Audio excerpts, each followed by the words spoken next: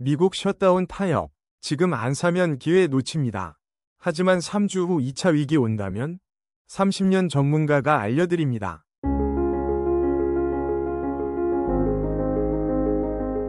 안녕하세요. 30년 경력 글로벌 금융 전문가 이현석입니다. 여러분, 혹시 어젯밤 미국 증시 선물이 급등한 이유 아십니까? 바로 미국 정부 셧다운 타협안 소식 때문입니다. 지난 35일간 미국 역사상 최장기 셧다운 사태가 이어졌고 전 세계 금융시장이 출렁였습니다. 저는 지난 30년간 월스트리트부터 서울 여의도까지 수많은 금융위기를 직접 목격하고 분석해왔습니다. IMF 외환위기, 리먼 브라더스 사태, 코로나 팬데믹까지 모두 겪으며 깨달은 게 있습니다. 시장은 뉴스보다 빠르고 투자자의 감정은 이성보다 앞선다는 것입니다.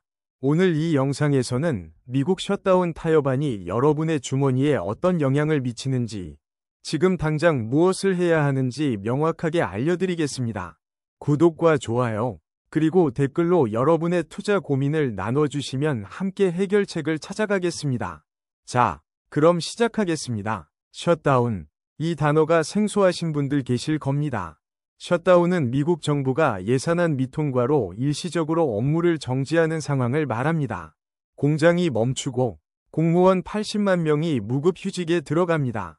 세금 환급이 중단되고 국립공원이 폐쇄됩니다. 경제가 마비되는 겁니다. 제가 2018년 12월에 처음 이 사태를 분석했을 때가 떠오릅니다. 당시 제 고객이었던 박상현 씨가 급하게 전화를 걸어왔습니다. 선생님, 미국 정부가 문 닫는다는데 제가 투자한 미국 주식은 어떻게 되나요? 박 씨는 당시 애플과 아마존 주식에 5천만 원을 투자한 상태였습니다. 저는 그에게 이렇게 말했죠. 셧다운은 정치적 쇼입니다. 결국엔 타협합니다. 하지만 그 과정에서 시장이 흔들리니 단타는 위험합니다. 결과는 어땠을까요? 셧다운 기간 동안 나스닥은 10% 가까이 빠졌다가 타협안 소식에 급반등했습니다. 박 씨는 제 조언을 따라 보유를 유지했고 3개월 후 20% 수익을 냈습니다. 이번에도 똑같은 패턴입니다. 트럼프 정부의 셧다운은 35일이라는 최장기 기록을 세웠습니다. 왜 이렇게 길어졌을까요? 바로 정치적 대립 때문입니다. 대통령은 자신의 공약 이행을 위해, 의회는 자신들의 원칙 고수를 위해 한치도 양보하지 않았습니다. 그 사이 미국 경제는 하루에 2조 원씩 손실을 봤습니다.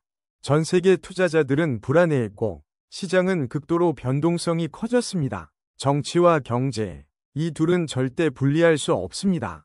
제가 2008년 금융위기 당시 뉴욕에서 근무할 때 배운 가장 중요한 교훈이 바로 이겁니다. 시장은 숫자가 아니라 사람의 감정으로 움직입니다. 그리고 그 감정을 좌우하는 가장 큰 요소가 바로 정치입니다. 이번 셧다운 사태의 본질을 이해하려면 미국 정치 시스템을 알아야 합니다. 미국은 삼권 분립이 철저합니다. 대통령이 아무리 강력한 권한을 가져도 의회의 동의 없이는 한 푼도 쓸 수 없습니다. 예산안은 반드시 상원과 하원을 통과해야 하고 그 다음에야 대통령이 서명할 수 있습니다. 트럼프 대통령은 이번에 자신의 핵심 공약이었던 국경장벽 건설 예산을 요구했습니다. 57억 달러, 우리 돈으로 약 6조 원입니다. 하지만 민주당이 장악한 하원은 이를 거부했습니다.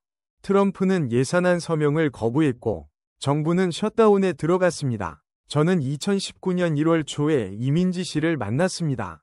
이 씨는 미국 채권에 1억 원을 투자한 보수적인 투자자였습니다. 그녀는 제게 이렇게 물었습니다. 선생님, 미국 정부가 디폴트 선언하는 거 아닌가요?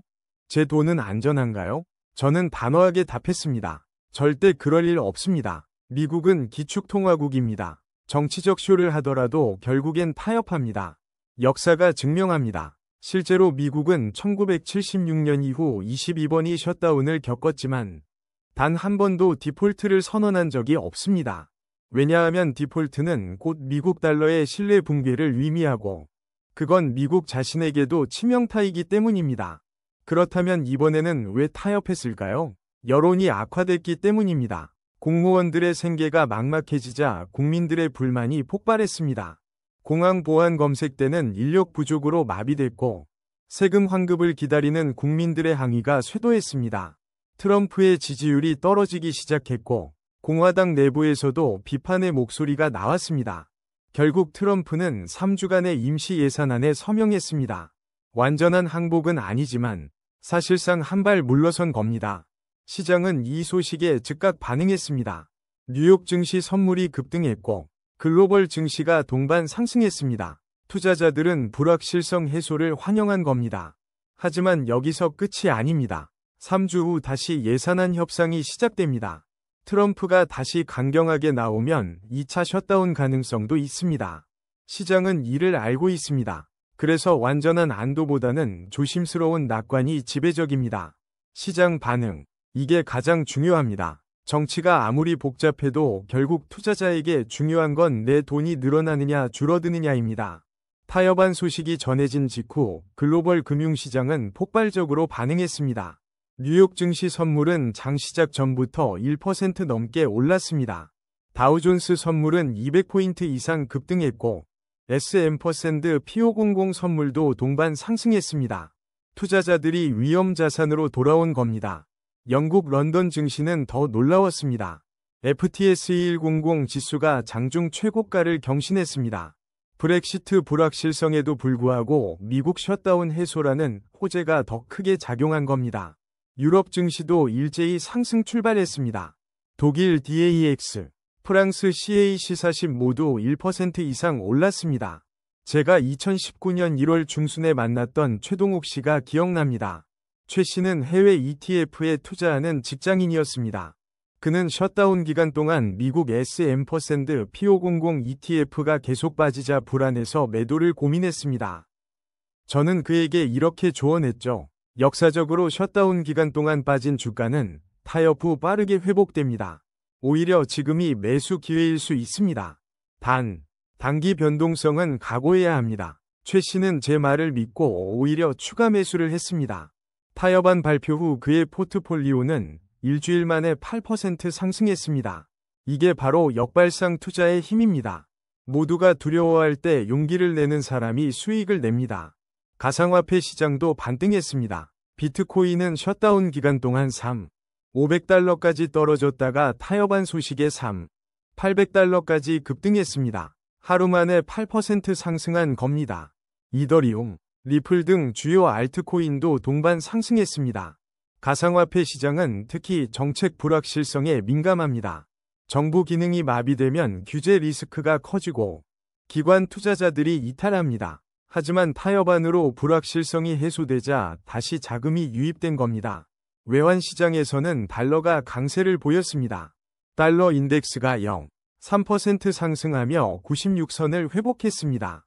셧다운 해소로 미국 경제에 대한 신뢰가 회복되면서 안전자산인 달러로 자금이 몰린 겁니다. 원달러 환율은 하락했습니다. 120원대에서 115원대로 내려왔습니다. 달러 강세에도 불구하고 글로벌 위험 선호 심리가 커지면서 신흥국 통화들이 강세를 보인 결과입니다. 한국 코스피는 어땠을까요? 외국인 매수세가 유입되며 200선을 회복했습니다. 특히 반도체와 2차 전지 등 대형주 중심으로 강세를 보였습니다. 삼성전자는 2% 넘게 올랐고 LG화학도 3% 급등했습니다. 금 가격. 이게 정말 흥미롭습니다. 통상적으로 불확실성이 해소되면 안전자산인 금은 하락해야 합니다. 투자자들이 금을 팔고 주식이나 채권 같은 위험자산으로 이동하기 때문이죠. 그런데 이번에는 달랐습니다. 타협안 소식에도 불구하고 금값이 오히려 상승했습니다. 온스당 290달러에서 310달러까지 올랐습니다. 왜 이런 일이 벌어진 걸까요? 제가 2019년 2월 초에 정수현 씨를 상담했을 때가 떠오릅니다. 정 씨는 금펀드에 투자한 50대 주부였습니다. 그녀는 제게 이렇게 물었습니다. 선생님, 셧다운이 끝났는데 왜 금값이 떨어지지 않나요?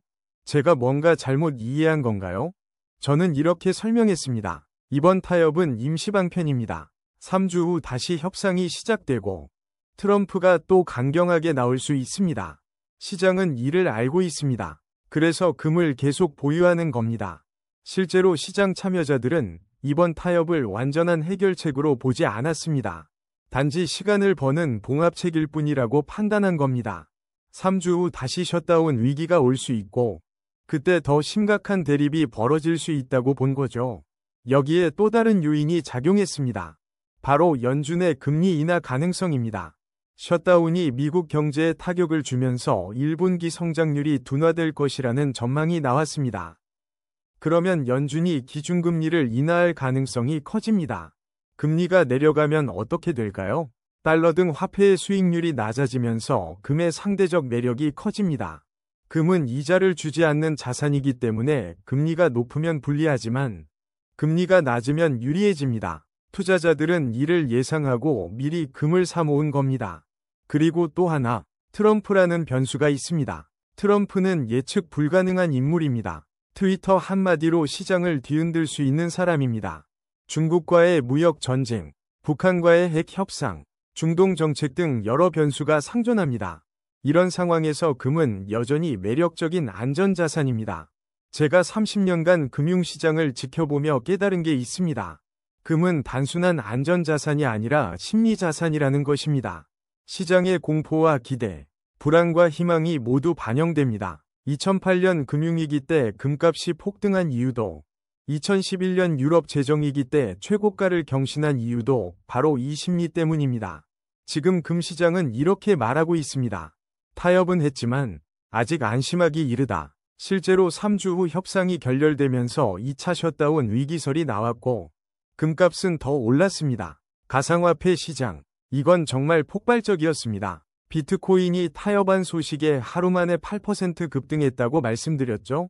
사실 이건 시작에 불과했습니다. 이후 일주일 동안 비트코인은 0달러를 돌파했고 알트코인들은 평균 15% 이상 올랐습니다. 왜 이런 일이 벌어진 걸까요?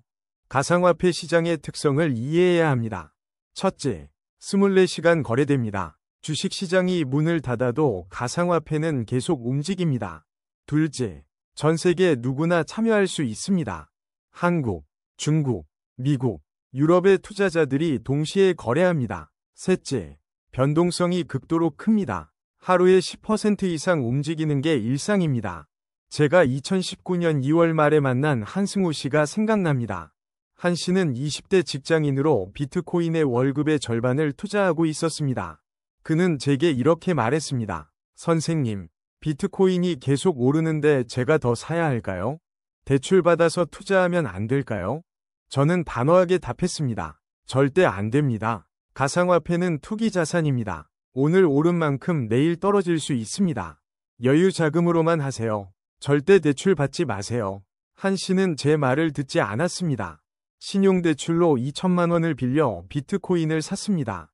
처음 일주일은 좋았습니다. 20% 수익이 났고 한 씨는 역시 제가 옳았어요 라며 자랑했습니다. 하지만 2주 후 비트코인이 급락하면서 한 씨는 원금의 30%를 잃었습니다.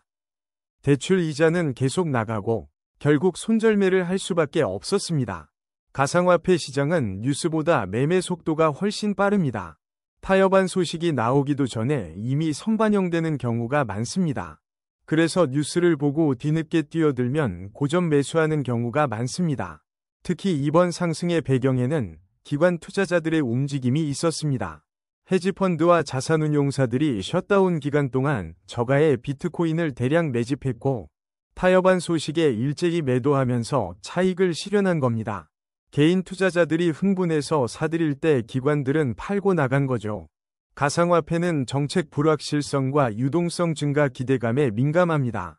셧다운이 끝나면 연준이 완화적 통화 정책을 펼칠 것이라는 기대가 있었고 이는 시중에 돈이 풀린다는 의미입니다. 돈이 많아지면 일부는 가상화폐로 흘러들어갑니다. 하지만 여기에도 함정이 있습니다. 유동성 증가 기대는 기대일 뿐 확정이 아닙니다. 실제로 연준이 금리를 동결하거나 오히려 인상하면 가상화폐는 급락할 수 있습니다. 제 조언은 이렇습니다. 가상화폐에 투자하되 전체 자산의 5%를 넘기지 마세요. 잃어도 괜찮은 돈으로만 하세요. 그리고 절대 단타하지 마세요. 장기 관점에서 블록체인 기술의 미래를 믿는다면 보유하세요. 한국 시장. 이게 제일 중요하죠. 아무리 미국 이야기를 해도 결국 우리 돈은 한국 시장에 있으니까요. 미국 셧다운 타협안 소식은 한국 증시에도 긍정적인 영향을 미쳤습니다. 코스피는 외국인 매수세에 힘입어 200선을 회복했고 코스닥도 750선을 넘어섰습니다. 제가 2019년 2월 중순에 상담했던 윤미경 씨가 기억납니다. 윤 씨는 삼성전자와 SK하이닉스 주식을 보유한 개인 투자자였습니다. 셧다운 기간 동안 반도체 주가가 계속 빠지자 불안해했죠. 그녀는 제게 이렇게 물었습니다. 선생님, 반도체 업황이 나빠지는 거 아닌가요? 지금 팔아야 할까요? 저는 이렇게 답했습니다. 업황과 주가는 다릅니다. 지금 빠지는 건 업황 때문이 아니라 글로벌 불확실성 때문입니다. 셧다운이 해소되면 다시 오를 겁니다. 삼성전자는 한국의 대표 주식입니다. 외국인들이 가장 먼저 사는 종목입니다. 실제로 타협안 발표 후 삼성전자는 이틀 만에 5% 올랐고 SK하이닉스는 7% 급등했습니다.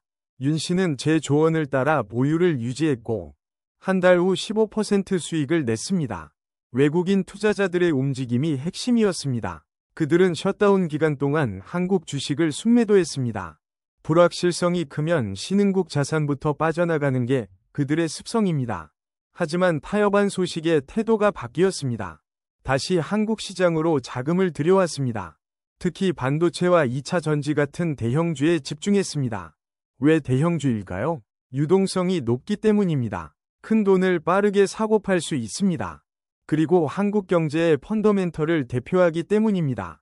삼성전자가 잘 되면 한국 경제가 잘 되는 거고 반대도 마찬가지입니다. 중소형주는 어땠을까요?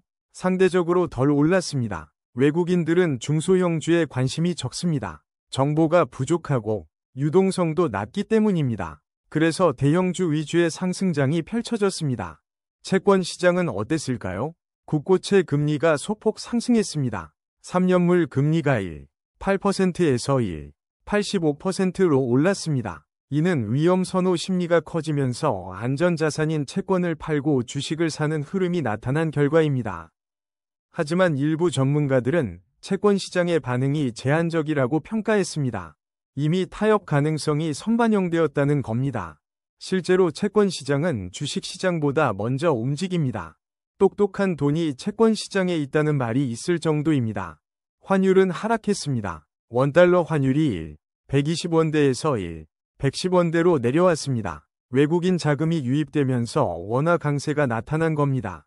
수출 기업에는 불리하지만 수입 기업과 해외여행객에게는 유리합니다. 업종별로 보면 더 흥미롭습니다. 반도체가 가장 많이 올랐고 그 다음이 2차 전지, 자동차, 화학 순이었습니다. 왜 이런 순서일까요? 글로벌 경기 회복 기대감이 반영된 겁니다.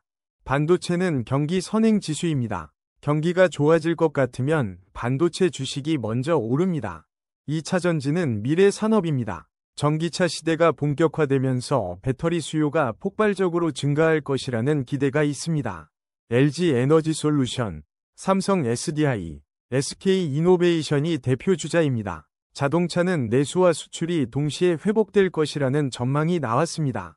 현대차와 기아가 미국 시장에서 점유율을 높이고 있고 전기차 라인업도 강화하고 있습니다. 화학은 원자재 가격 안정화가 호재였습니다. 유가가 안정되면서 석유화학 제품의 마진이 개선될 것이라는 기대가 있었습니다. 반면 방어주는 상대적으로 약세였습니다. 식품, 유틸리티, 통신주가 여기 속합니다. 불확실성이 해소되면서 안전자산에 대한 수요가 줄어든 겁니다. 개인 투자자들의 움직임도 주목할 만합니다. 그들은 외국인보다 한 발 늦게 움직였습니다. 타협안 소식 다음 날부터 본격적으로 매수에 나섰습니다.